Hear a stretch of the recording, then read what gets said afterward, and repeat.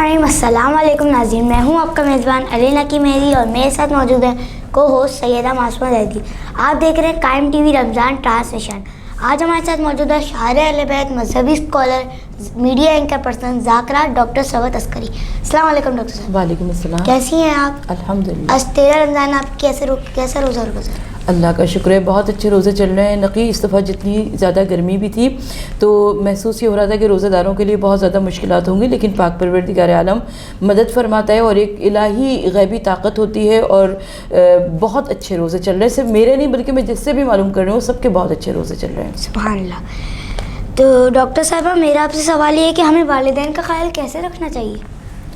बिस्मिल्लाहिर्रहमानिर्रहीम, अस्सलाम वालेकुम। आज आपके प्रोग्राम का उन्वान बहुत अच्छा है, इसलिए कि आज आपके प्रोग्राम का उन्वान है वालिदैन। ये जो वालिदैन हैं दर हकीकत अल्लाह ताला की जानिब से एक रहमत है, क्योंकि अगर औलाद माँ बाप के लिए नेमत है तो औलाद के लिए भी वालिदैन रहमत का दर्जा रखते हैं। इसलिए कि ये अल्लाह रब्बुल इज़्ज़त का एहसान है कि उसने हमको वालिदैन जैसी रहमत अता फरमाई कि जो हमारे आराम का, हमारे आसाइश का ख्याल रखते हैं, हमें पालते हैं, पोसते हैं, परवरिश करते हैं, तरबियत देते हैं और उसके बाद हमें इस काबिल बनाते हैं कि हम इस दुनिया में खड़े हो सकें, इस दुनिया में अपने तमाम तर मामलात को सरअंजाम दे सकें और उसके बाद दुनिया और आखिरत तक हमको वो आगे की मंजिलों तक तैयार करते हैं। तो सबसे पहली बात तो ये कि जिस तरीके से वालिदैन तमन्ना ये करती हैं कि परवरदिगार आलम अल्लाह ताला हमें औलाद अच्छी अता फरमाए, उसी तरह से औलाद को भी दुआ करनी चाहिए कि हमें वालिदैन ऐसे मिले जो कि हमें दुनिया और आखिरत की तमाम तर मंजिलों के लिए तैयार कर दें। मैं यहाँ पर वालिदैन और औलाद का जो रिश्ता है उसके ऊपर अपनी एक मुख्तसर सी नज़्म आपकी खिदमत में अर्ज़ करना चाहती हूँ, बल्कि कायम टीवी के तमाम नाजरीन इस नज़्म को सुनेंगे इसलिए कि औलाद और वालिदैन का जो रिश्ता है ये बड़ा नाजुक हुआ करता है और औलाद को तभी मालूम होता है कि वालिदैन का मर्तबा, वालिदैन की इज़्ज़त, वालिदैन का मकाम क्या है जब वो ख़ुद वालिदैन के मर्तबे पर फायज़ होता है कि सोहबत बद भी यूँ ही काम किया करती है, सोहबत बद भी यूँ ही काम किया करती है, अपने माँ बाप की इज़्ज़त को तबाह करती है। बाप पंज वक्त नमाजी भी रहा नेक चलन और औलाद मुसल्ले से जुदा रहती है।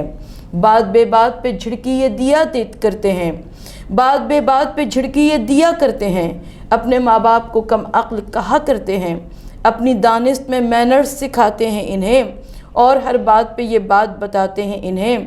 आप कम अक्ल है मालूम नहीं है कुछ भी, हम तो ज़े इल्म है मालूम है सब रोज़ व शबी। दुनियादारी के सब असबाब हमें असबर हैं, आप क्या जानिए हर बात में हम बेहतर हैं।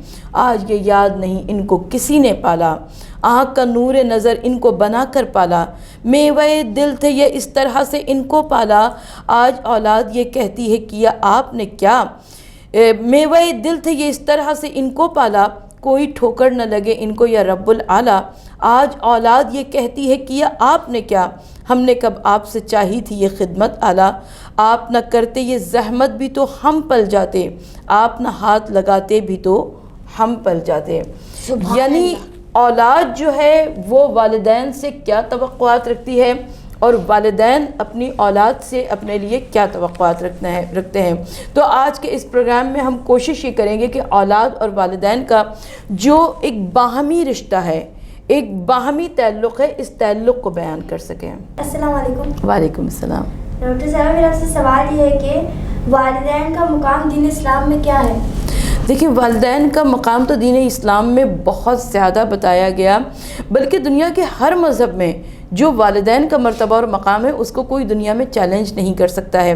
लेकिन मज़हब इस्लाम की क्या बात है, मज़हब इस्लाम एक बरहक दीन है, अल्लाह ताला की जानिब से भेजा हुआ दीन है और ये वो दीन है जिसके लिए परवरदिगार आलम कुरान मजीद में इरशाद फरमा रहा है कि अल्लाह के नज़दीक दीन तो फ़कत और फ़कत मज़हब इस्लाम है। तो मुझे याद आता है कि कोई शख्स जो कि नया नया मुसलमान हुआ था वो हुज़ूर नबी करीम सल्लल्लाहु अलैहि वसल्लम की खिदमत में आया, कहा कि या रसूलुल्लाह सल्लल्लाहु अलैहि वसल्लम, मेरे वालिदैन अभी काफिर हैं, अभी मुसलमान नहीं हुए हैं, मेरे लिए क्या हुक्म है कि मैं उनके साथ कैसा सलूक करूं। हुज़ूर नबी करीम सल्लल्लाहु अलैहि वसल्लम ने इरशाद फरमाया, कहा कि पहले से ज़्यादा अपने वालिदैन की खिदमत करो, पहले से ज़्यादा इनसे मोहब्बत और शफ़क़त करो और पहले से ज़्यादा इनके साथ हुस्न सलूक करो। अब इसके काफिर वालिदैन थे انہوں نے یہ دیکھا کہ یہ نوجوان جب گھر میں آتا ہے تو یہ اپنے والدین سے پہلے سے زیادہ محبت کرتا ہے، پہلے سے زیادہ ان کی خدمت کرتا ہے، پہلے سے زیادہ حسن سلوک کرتا ہے۔ ایک دن اس کے والدین نے پوچھا، کہا کہ تم تو ہمیشہ ہی اچھے بیٹے تھے، لیکن اب ایسا کیا ہے کہ جو تم یہ حسن سلوک ہمارے ساتھ کرتے ہو؟ تو اس بیٹے نے کہا کہ در حقیقت بات یہ ہے کہ میں مسلمان ہو چکا ہوں اور میرے نبی مکرم نے مجھے یہ حکم دیا ہے کہ اپنے والدین کے ساتھ حسن سلوک کرو۔ تو وہ جو اس نوجوان کے کافر والدین تھے، انہوں نے کہا کہ جب اتنا اچھا حکم تمہارے نبی نے دیا ہے تو پھر یہ دین اسلام کتنا اچھا ہوگا۔ لہٰذا وہ کافر والدین آئے اور پیغمبر اکرم صلی اللہ علیہ وآلہ وسلم کی خدمت میں حاضر ہوئے اور کلمہ پڑھ کر قبول اسلام کر لیا۔ سبحان اللہ۔ جی ناظرین، اب وقت ہو جاتا ہے بریک کا، ملتے ہیں بریک کے بعد۔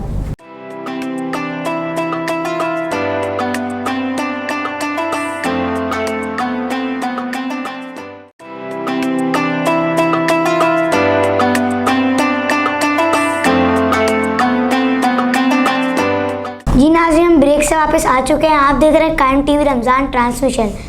جی ڈاکٹر صاحبہ، میرا آپ سے سوال یہ ہے کہ ماں کے قدموں تلے جنت ہے، تو کیا اگر ہم ماں کی خوب خدمت کریں تو ہم اس کو حاصل کر سکتے ہیں؟ دیکھیے، سوال تو آپ کا بڑا خوبصورت ہے، اس لیے کہ والدین جو ان کا مرتبہ اور مقام مذہب اسلام نے بتایا ہے اس کا دنیا میں کوئی جواب نہیں ہے، لیکن ماں کا مقام، ماں کا مرتبہ اس لیے کہ کسی بھی اولاد کو دنیا میں لانے کے لیے ماں زیادہ زحمتیں اٹھاتی ہے، ماں زیادہ مشکلات اٹھاتی ہے، لہٰذا پروردگار عالم نے ماں کو بھی اس کا اجر و ثواب بھی زیادہ ہی دیا ہے۔ اب جیسا کہ آپ نے فرمایا کہ ماں کے قدموں کے نیچے جنت ہے، اب ماں کی تو کتنی ہی خدمت کریں وہ کم ہے، تو آپ جتنی ماں کی خدمت کرتے جاتے ہیں پروردگار عالم آپ سے راضی ہوتا چلا جاتا ہے۔ جب رب العالمین آپ سے راضی ہوتا چلا جائے گا تو آپ خود بخود جنت کے حقدار بنتے چلے جائیں گے۔ تو حضور نبی کریم صلی اللہ علیہ وآلہ وسلم مسلسل مسلمانوں کو راغب کرتے رہے، متوجہ کرتے رہے، بتلاتے رہے کہ دیکھو ماں کا مقام کیا ہے، ماں کا مرتبہ کیا ہے، ماں کی عظمت کیا ہے۔ ائمہ طاہرین علیہ الصلوۃ والسلام یعنی حضرت امام زین العابدین علیہ الصلوۃ والسلام کے حالات زندگی میں ہمیں ایک واقعہ ایسا ملتا ہے کہ ایک خاتون تھی جو امام کی والدہ نہیں تھی۔ سب کو معلوم ہے کہ امام کی والدہ کا کم سن میں انتقال ہو گیا تھا، تو وہ انہوں نے صرف پالا تھا، لیکن اس کے باوجود چوتھے امام علیہ الصلوۃ والسلام کبھی ان کے ساتھ کھانا نہیں کھاتے تھے۔ جب کسی نے پوچھا، کہا کہ فرزند رسول آپ اپنی منہ بولی ماں کے ساتھ یا اپنی آیا کے ساتھ کھانا کیوں نہیں کھاتے؟ تو امام نے ارشاد فرمایا کہ کہیں ایسا نہ ہو کہ میں کسی ایسی چیز کی جانب ہاتھ بڑھاؤں جو میری ماں کا بھی کھانے کا دل چاہ رہا ہو اور وہ پیچھے رہ جائیں اور میں اس کو اٹھا کر منہ میں ڈال لوں۔ یعنی اس سے بڑھ کر ہمیں اور کون سی مثال ملے گی ائمہ اہل بیت میں اور مذہب اسلام میں۔ اور سب سے بڑا جو مجھے ایک واقعہ بہت زیادہ متاثر کرتا ہے وہ یہ کہ جناب فضہ جو کہ کنیز اس گھر میں بن کر آئی تھی، شہزادی کونین جناب فاطمہ الزہرا سلام اللہ علیہا نے انہیں بہن کہا، اور امام حسن اور امام حسین علیہ السلام انہیں اپنی ماں کہا کرتے تھے۔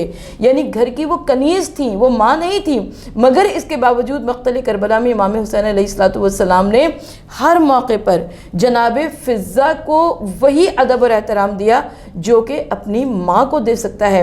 اور اسی طرح سے کوفہ و شام کے بازاروں میں اور واپس آ کر بھی جناب زینب کبریٰ جس طریقے سے جناب فضہ کا احترام کیا کرتی تھی اور انہیں اماں فضہ کہہ کر مخاطب کیا کرتی تھی، اس کی نظیر ہمیں تاریخ عالم میں کہیں نہیں ملتی۔ جی ڈاکٹر صاحبہ، میرا سوال یہ ہے کہ کیا مرنے کے بعد بھی والدین کے حقوق ہوتے ہیں اولاد پر؟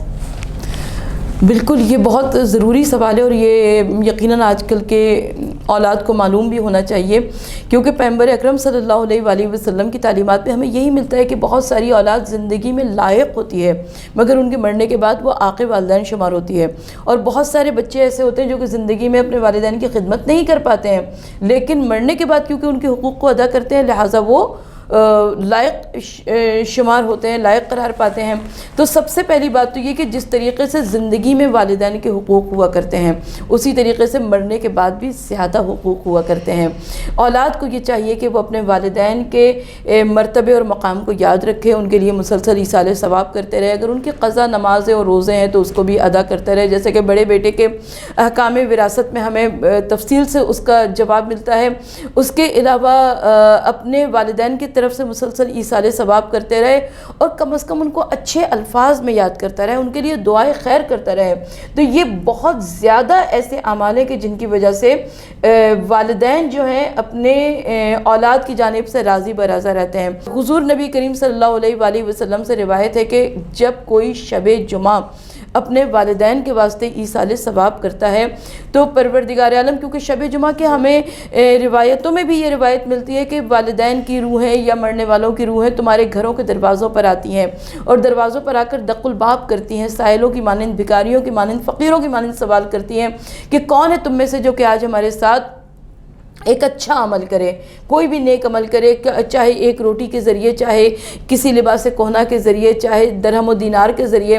اور پیغمبر اکرم صلی اللہ علیہ وآلہ وسلم نے فرمایا کہ جو کچھ بھی اس کے اولاد اس کو دیتی ہے وہ صرف ان کے لیے نہیں جاتا، وہ کہ ان کے لیے بھی جب جاتا ہے تو ملائکہ نورانی طبق میں رکھ کر، روشن کشادہ طبق میں رکھ کر قبر میں داخل کرتے ہیں، اور جب مرنے والا پوچھتا ہے کہ کہاں سے آئے تو کہتے ہیں فلاں تیرے عزیز نے ایصال ثواب کیا، اور دینے والے کو اس قدر اجر و ثواب ملتا ہے کہ جیسے اس نے کوہ احد کے برابر سونا راہ خدا میں خیرات کیا ہو۔ بہت بہت شکریہ ڈاکٹر صاحبہ کہ آپ ادھر آئیں، ہمارے لیے وقت نکالا۔ جی ناظرین، اب وقت ہو جاتا ہے اس پروگرام کے اختتام کا۔ ملتے ہیں دوسرے پروگرام میں، دیکھتے رہیے قائم ٹی وی رمضان ٹرانسمیشن کراچی۔